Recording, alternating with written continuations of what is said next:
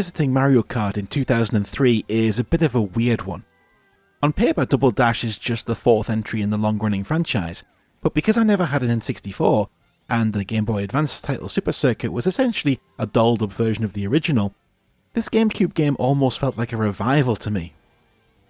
We've talked previously about how the early 2000s are seeing lots of legacy IP getting refreshed, reimagined, and even deconstructed, but the purity and simplicity of the Mario Kart series doesn't really lend itself to that, even here as it enters the new 6th generation of consoles. That's not to say that Nintendo weren't keen to shove a bunch of new features into this one though. The title comes from the frankly kind of bizarre notion of putting two drivers together in one kart. The only time this would be a thing in the franchise, and to this day I don't really see the point of it. You're forced to choose two characters, no solo drivers here, and they're presented on the selection screen as pairs that would make sense in Mario canon. Mario and Luigi together, Bowser and Bowser Jr. together, Donkey Kong and Diddy Kong, etc. You don't have to choose this pair, you can pick any two, but there are strange weight restrictions on vehicle type depending on who you have. The regular kart is available to everyone, but if you want to experiment with some of the cooler looking ones like Wario's Cadillac or Yoshi's Egg, then you can't put those characters with Bowser, DK or the babies for example. And it all just seems a bit too restrictive given that the game has built its identity around the concept of wouldn't it be crazy to have two characters in one kart? Wacky fun but along strict guidelines. In the races themselves, the characters switch around who's driving and who's holding the current weapon, either by simply using the weapon, or you can switch at will by pressing a button, but again, the point of this remains entirely unclear as the characters themselves don't have driving stats, it's only the vehicles. So it seems an entirely aesthetic choice whether you have Daisy or Peach at the wheel. It does mean that you can hold two weapons at a time now, and switching characters changes which one you're going to use. Each character also has access to a specific unique weapon, although the difference between Yoshi's Egg and Mario's Fireball is, well, it's not a lot, so there is a minuscule amount of tactical thinking, but to call it light would be an understatement. So the title gimmick is a bit of a bust, but that's not why we're here. We're here for the visuals and the course design.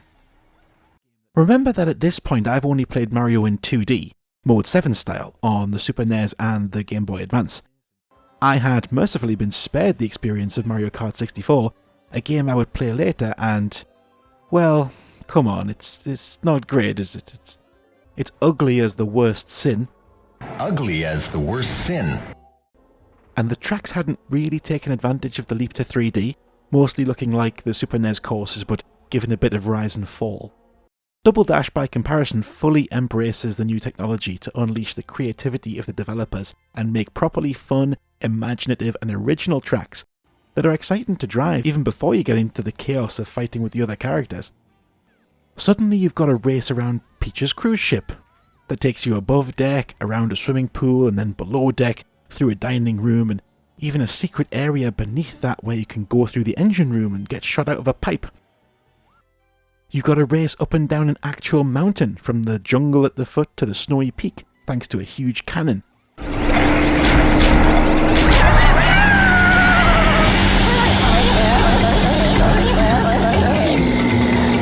Taking in different terrain and obstacles along the way.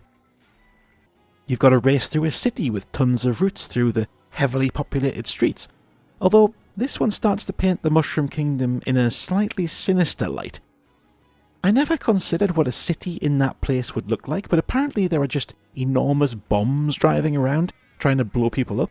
Seems a bit dystopian. Maybe Mad Max should be a selectable character. Actually, Peach, you know what? Come on, get your kingdom in order, would you? It's all very well hanging out on your massive cruise ship, but there's some proper civil unrest going on here.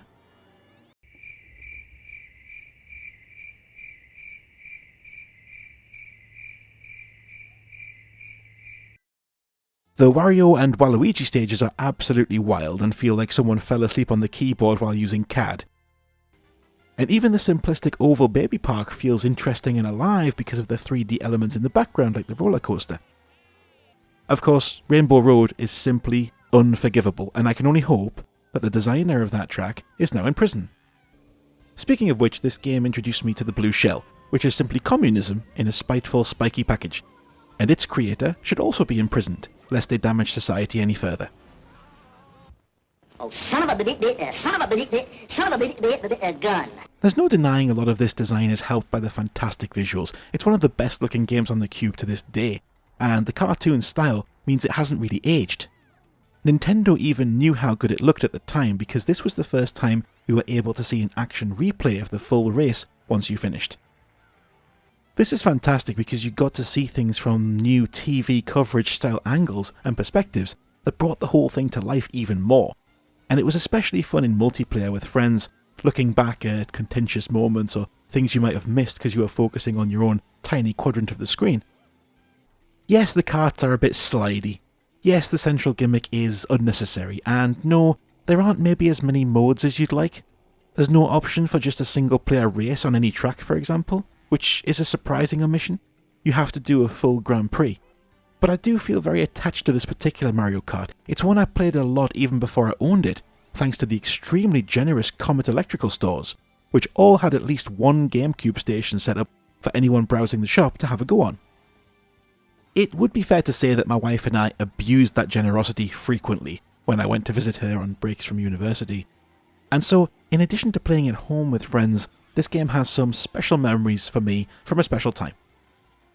So yeah, it's Mario Kart. 8 is better, obviously, because 8 is just the Mario Kart. It's assimilated all the previous Mario Karts into one and made it look better. But I'll always go back to Double Dash when I want a hit of pure joy, which is frequently.